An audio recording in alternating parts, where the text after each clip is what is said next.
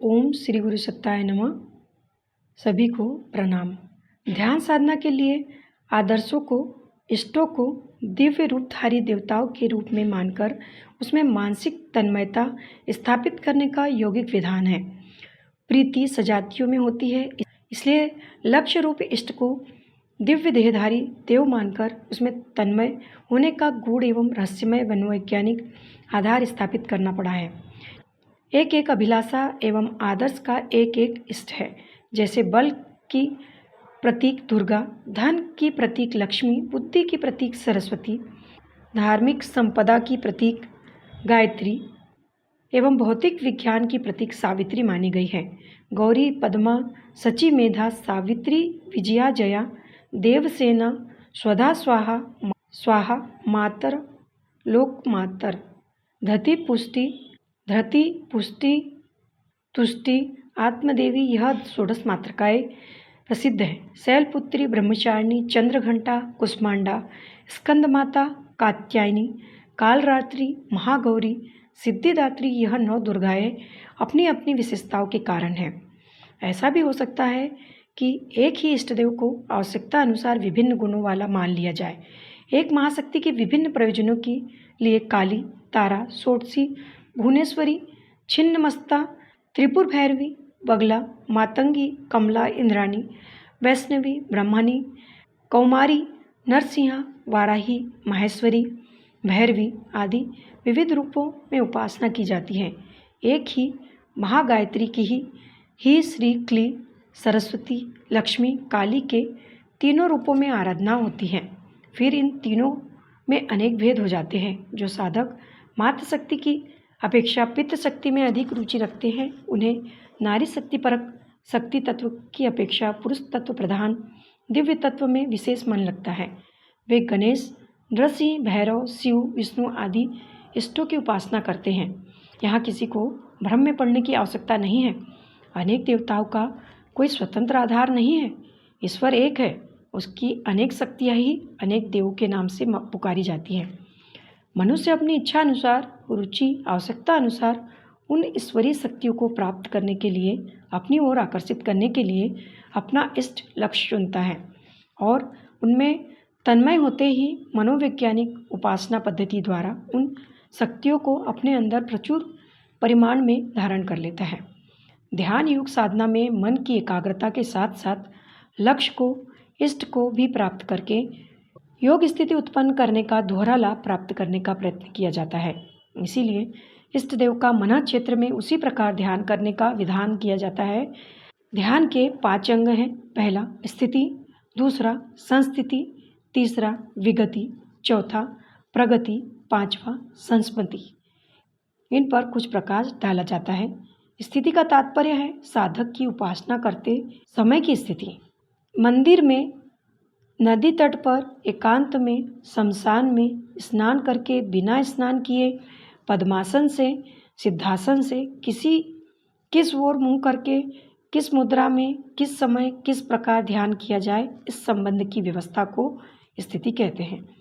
संस्थिति का अर्थ इष्ट देव की छवि का निर्धारण, उपास्य देव का मुख, आकृति, आकार, मुद्रा, वस्त्र, आभूषण, वाहन, स्थान, भाव को निश्चित करना संस्थिति कहलाती है। विगति, इष्ट देव में क्या विशेषताएं, शक्ति या सामर्थ्य, परंपराएं एवं गुणावली है, उनको जानना विगति कहलाती है। प्रगति कहते हैं उपासना काल में साधक के मन में रहने वाली भावना को। दास्य, सखा, गुरु, बंधु, मित्र, माता पिता, पति, पुत्र, सेवक, शत्रु आदि जिस रिश्ते से उपास्य देव को मानना हो, उस रिश्ते की स्थिरता तथा रिश्ते को प्रगाढ़ बनाने के लिए इष्ट को प्रमुख ध्यानावस्था में अपनी आंतरिक भावनाओं को विविध शब्दों तथा चेष्टाओं द्वारा उपस्थित करना प्रगति कहलाती है। संस्पति वह व्यवस्था है जिसमें साधक और साध्य, उपासक और उपास्य एक हो जाते हैं। दोनों में कोई भेद नहीं रहता। भ्रंग की किसी तन्मयता, द्वैत के स्थान पर अद्वैत की झांकी, उपास्य और उपासक का अभेद, मैं स्वयं इष्टदेव हो गया हूँ या इष्टदेव में पूर्णतया लीन हो गया हूँ, ऐसी अनुभूति का होना अग्नि में पड़कर जैसे लकड़ी भी अग्नि में लाल वर्ण हो जाती है, वैसी ही अपनी स्थिति जिन क्षणों में अनुभव होती है उसे संस्मृति कहते हैं। एक ही इष्ट देव के अनेक प्रयोजन के लिए अनेक प्रकार से ध्यान किए जाते हैं। साधक की आयु, स्थिति, मनोभूमि, वर्ण, संस्कार आदि के विचार से भी ध्यान की विधियों में स्थिति, संस्थिति, विगति, प्रगति और संस्मृति की जो कोई महत्वपूर्ण पद्धतियां हैं, उनका सविस्तार वर्णन इन पृष्ठों में नहीं हो सकता। यहाँ तो हमारा प्रयोजन मनोमय कोश को सुव्यवस्थित बनाने के लिए ध्यान द्वारा मन को एकाग्र करने की, वश में करने की विधि बताना है। इसके लिए कुछ ध्यान नीचे दिए जाते हैं। पहला, चिकने पत्थर या धातु की सुंदर सी गायत्री प्रतिमा लीजिए। उसे एक सुसज्जित आसन पर स्थापित कीजिए। प्रतिदिन उसका जल, धूप, दीप, गंध, नैवेद्य, अक्षत, पुष्प आदि मांगलिक द्रव्यों से पूजन कीजिए। इस प्रकार नित्य प्रति पूजन आरंभिक साधकों के लिए श्रद्धा बढ़ाने वाला, मन की प्रवृत्तियों को इस ओर झुकाने वाला होता है। साधक में अरुचि को हटाना, रुचि उत्पन्न करने का प्रथम सोपान यह पार्थिव पूजन ही है। मंदिरों में मूर्ति पूजा का आधार यह प्राथमिक शिक्षा के रूप में साधना का आरंभ करना ही है। दूसरा, शुद्ध होकर पूरब की ओर मुंह करके कुश के आसन पर पद्मासन लगाकर बैठिए। सामने गायत्री का चित्र रख लीजिए। विशेष मनोयोग पूर्वक उसकी मुखाकृति या अंग प्रत्यंगों को देखिए। फिर नेत्र बंद कर लीजिए। ध्यान द्वारा उस चित्र की बारीकियां भी ध्यानावस्था में भली प्रकार परिलक्षित होने लगेगी। इस प्रतिमा को मानसिक साष्टांग नमस्कार कीजिए और अनुभव कीजिए कि उत्तर में आपको आशीर्वाद प्राप्त हो रहा है। तीसरा, एकांत स्थान में सुस्थिर होकर बैठिए। ध्यान कीजिए कि निखिल नील आकाश में और कोई वस्तु नहीं है, केवल एक स्वर्णिम वर्ण का सूर्य पूर्व दिशा में चमक रहा है। उस सूर्य को ध्यानावस्था में विशेष मनोयोग से देखिए। उसके बीच में हंसारूढ़ माता गायत्री की धुंधली सी छवि दृष्टिगोचर होगी। अभ्यास से धीरे धीरे यह छवि स्पष्ट दिखने लगेगी।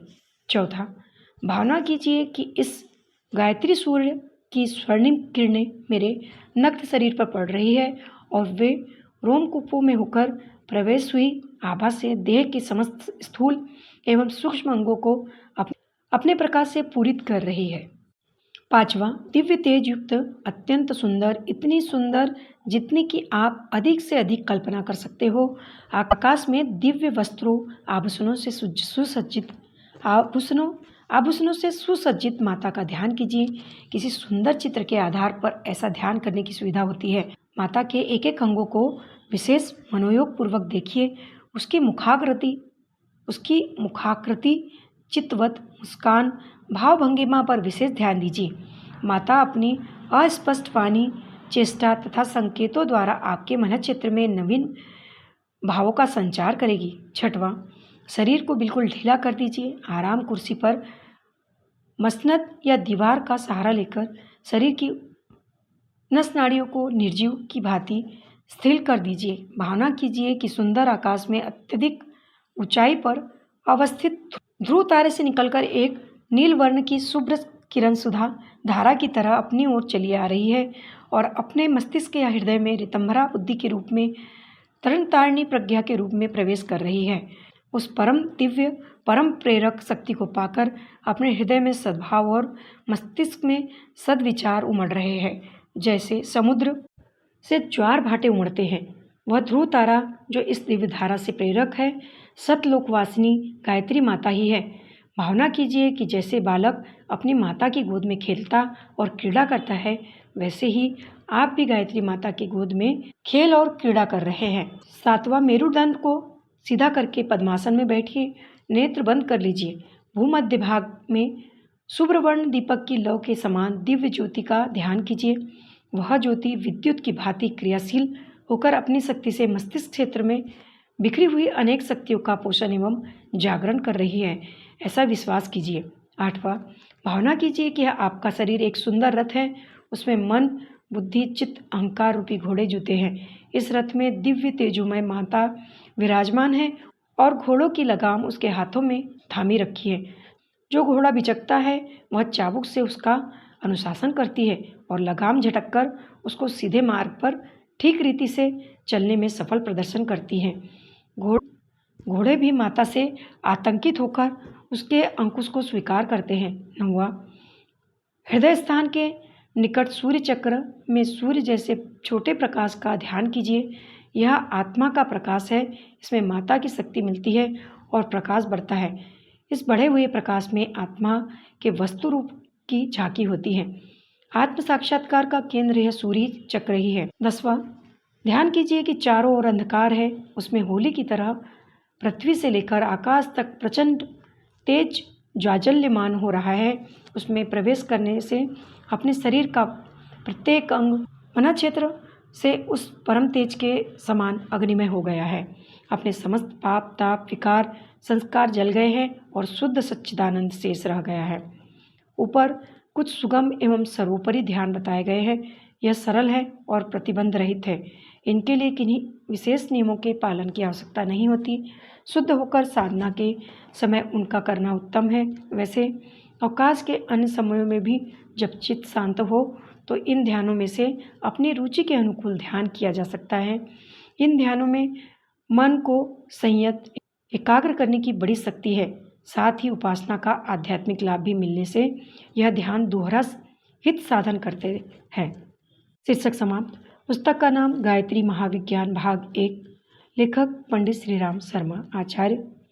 अगर आपको हमारा वीडियो अच्छा लगा हो तो कमेंट्स कीजिए और शेयर कीजिए ताकि विचार क्रांति अभियान श्रृंखला में आप अपनी भी भागीदारी दे सकें। धन्यवाद।